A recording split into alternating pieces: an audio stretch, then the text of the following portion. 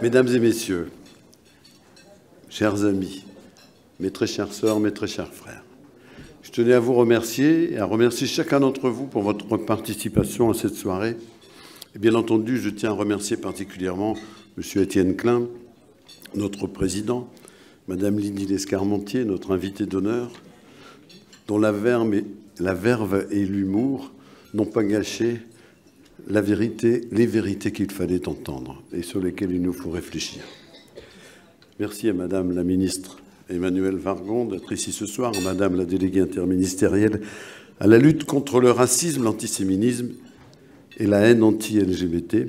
J'espère ne pas avoir écorché votre titre. Ainsi que Madame la défenseure des droits, Monsieur le porte-parole de l'ambassade d'Israël, Son Excellence l'ambassadeur de l'île Maurice, Mesdames et Messieurs les sénatrices et les sénateurs, les députés. L'avantage, c'est qu'on peut dire les députés EES et que ça ne s'entend pas. Ce n'était pas simple, ce n'était pas évident d'organiser à nouveau cette soirée après une période que nous venons de traverser et qui n'est pas encore terminée, raison pour laquelle nous sommes heureux de vous avoir réunis, de vous avoir permis de franchir cette crainte et de nous retrouver. Merci à Odile d'avoir réussi à vous convaincre. Toutes les conditions étaient réunies pour que vous accédiez à nos invitations.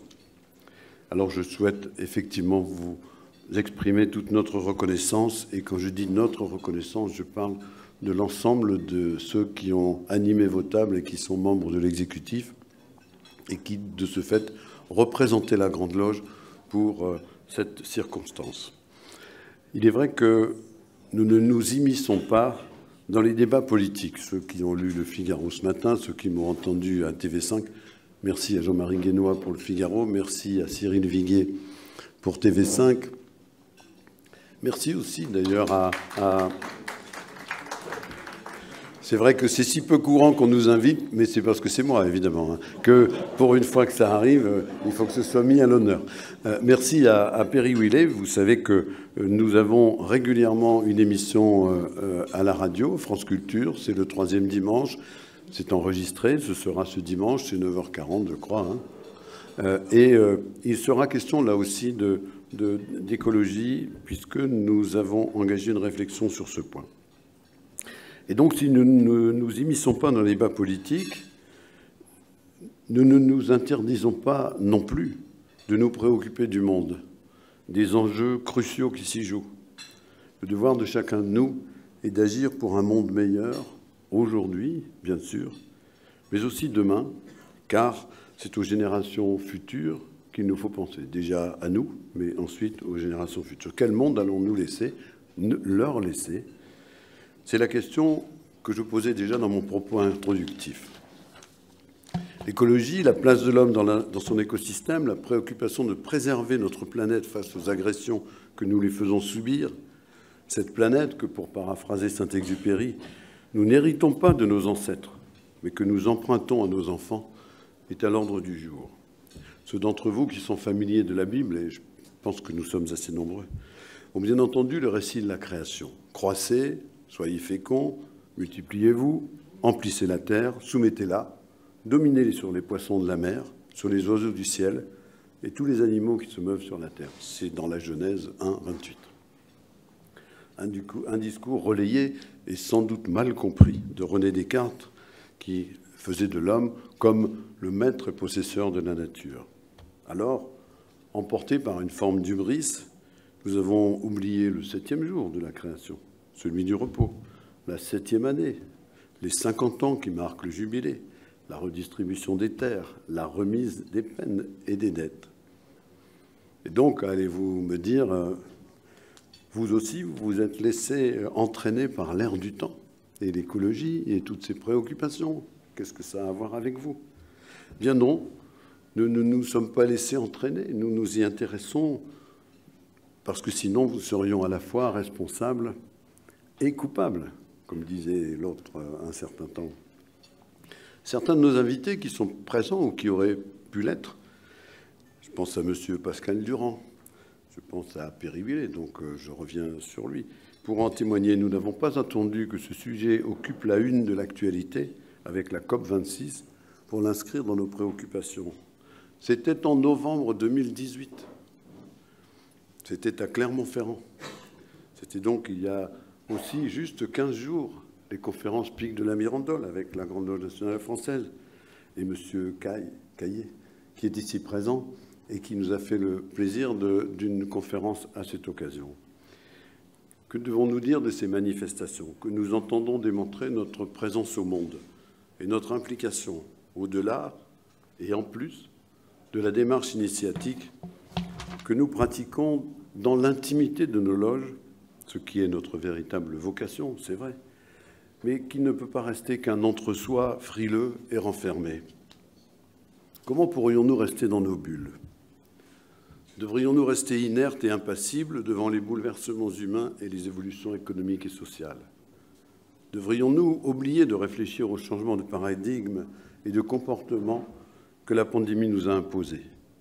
Et surtout, ne pas constater qu'à bien des égards, tout est redevenu comme avant, mais en plus fort et en pire, et ne pas réagir? Devrions-nous nous satisfaire de nous contenter de déplorer le manque de courage de nombre de ceux qui, depuis 40 ans, nous dirigent, sans nous entendre et sans réagir?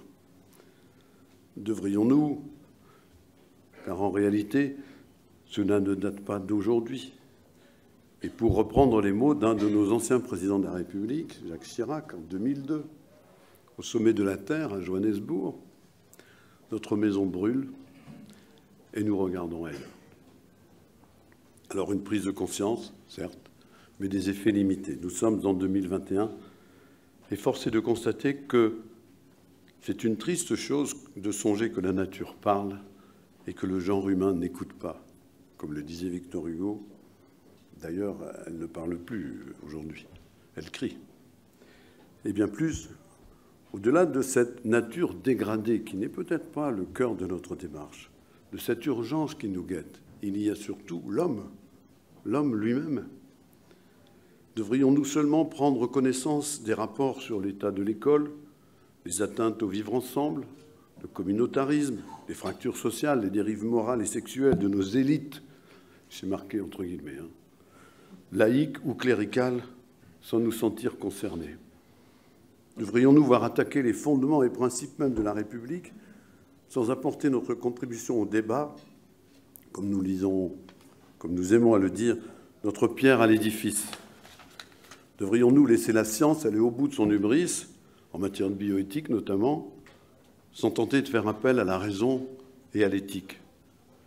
Devrions-nous laisser se propager les fake news, la négation et la réécriture, ou pire encore l'oubli de notre histoire, sans tenter d'y mettre fin?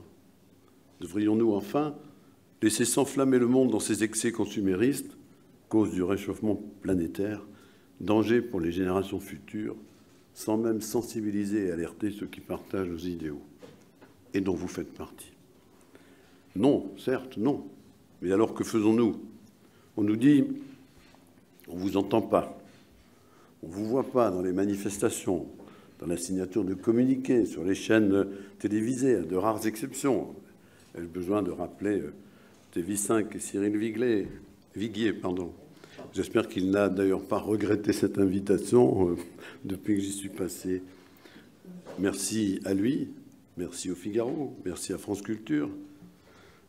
Effectivement, nous ne sommes pas très audibles, très présents, très entendus dans les médias.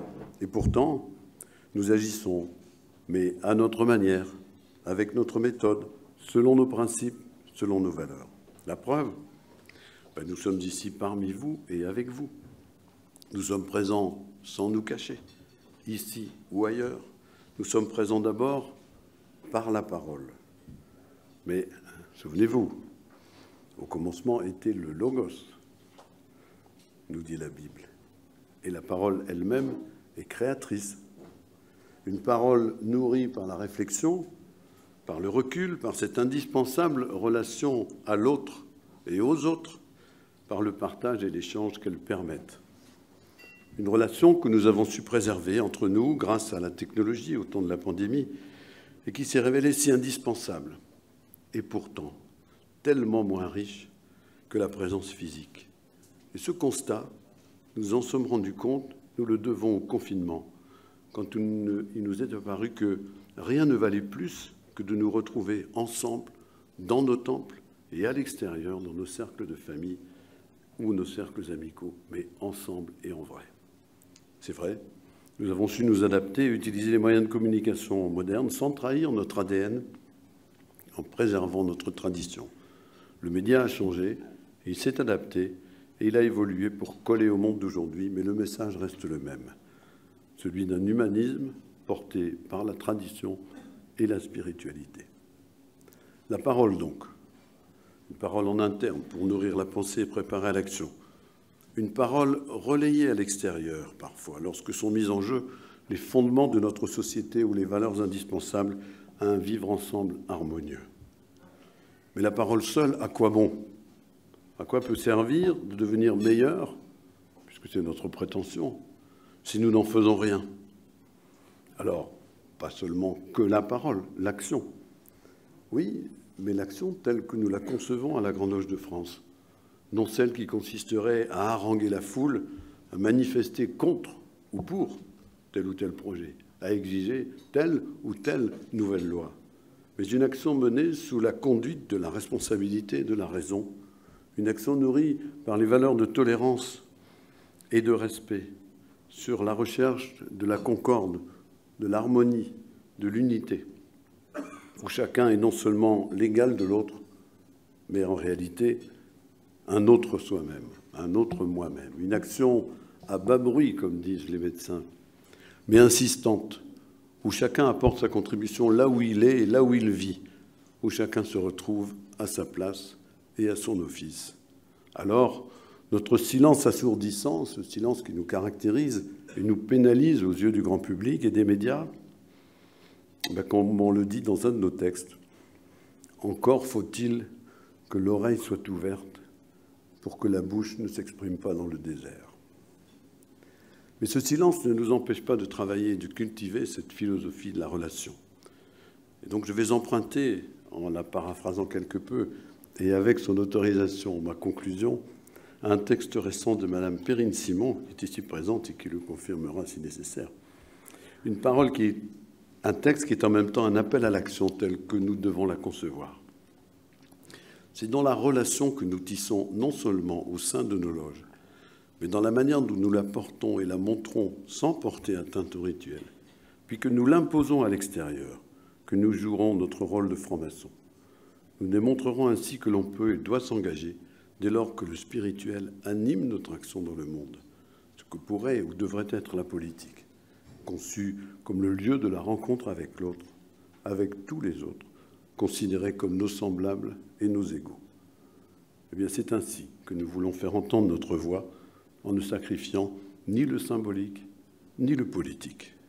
Mesdames et messieurs, chers amis, très chères sœurs, très chers frères, je vous remercie de votre présence et de votre attention et je vous dis, en espérant y être invité, à l'année prochaine.